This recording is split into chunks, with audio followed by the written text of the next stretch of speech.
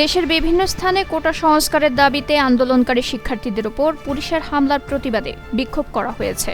সমাবেশে শিক্ষার্থীরা জানান, তাদের যৌক্তিক দাবি মেনে না নিয়ে দেশের বিভিন্ন স্থানে পুলিশি হামলা চালিয়ে আন্দোলন দমানোর যে অপচেষ্টা করা হচ্ছে তা কখনোই সফল হবে না। দাবি আদায় না হওয়া পর্যন্ত আন্দোলন চালিয়ে যাবে বলে জানায় তারা। এদিকে আন্দোলনরত শিক্ষার্থীদের উদ্দেশ্যে Dhaka metropolitan police commissioner Habibur Rahman বলেছেন, আদালতের আদেশ মেনে চলার জন্য বাধ্যবাধকতা রয়েছে। আইন শৃঙ্খলা ভঙ্গজনিত কোনো কার্যক্রম কেউ যদি করে তবে সেটি বরদাস্ত করা হবে না। আজ শুক্রবার রাজধানীতে এক অনুষ্ঠানে তিনি কথা জানান। মিয়ানমারের জান্তা সরকারের পররাষ্ট্রমন্ত্রী থান সুই রোহিঙ্গা প্রত্যাবাসন শুরুর বিষয়ে ইতিবাচক সাড়া দিয়েছেন।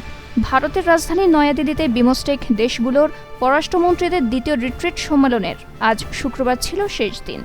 এই রিট্রিটে বাংলাদেশের পররাষ্ট্রমন্ত্রী ডক্টর হাসান মাহমুদের সঙ্গে দ্বিপক্ষীয় বৈঠকে মিয়ানমারের পররাষ্ট্রমন্ত্রী তার এমন মনোভাব ব্যক্ত করেন। নেপালে ভূমিধসে দুটি বাস নদীতে পড়ে ৬২ জন নিখোঁজ হয়েছেন। শুক্রবার সকালে এই ঘটনা ঘটেছে। এ সময় আহত হয়েছেন আরও ৩ জন।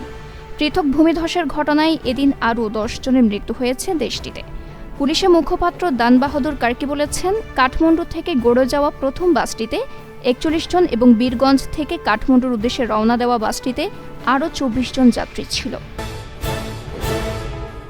কোপা আমেরিকার ফাইনাল ম্যাচ পরিচালনার জন্য ম্যাচ অফিসিয়ালদের নাম ঘোষণা করা হয়েছে। তাতে রেফারিদের নাম দেখে আর্জেন্টিনা সমর্থকদের নড়ে চড়ে বসারই কথা। কেননা কলম্বিয়ার বিপক্ষে ফাইনালে যে রেফারির দায়িত্ব পেয়েছেন এক ব্রাজিলিয়ান। ম্যাচে মূল রেফারি হিসেবে দায়িত্ব পালন করবেন ব্রাজিলের রাফায়েল ক্লাউস। বৃহস্পতিবার ফাইনাল ম্যাচের রেফারিদের নাম জানিয়েছে দক্ষিণ আমেরিকান ফুটবলের নিয়ন্ত্রক সংস্থা কনমেবল।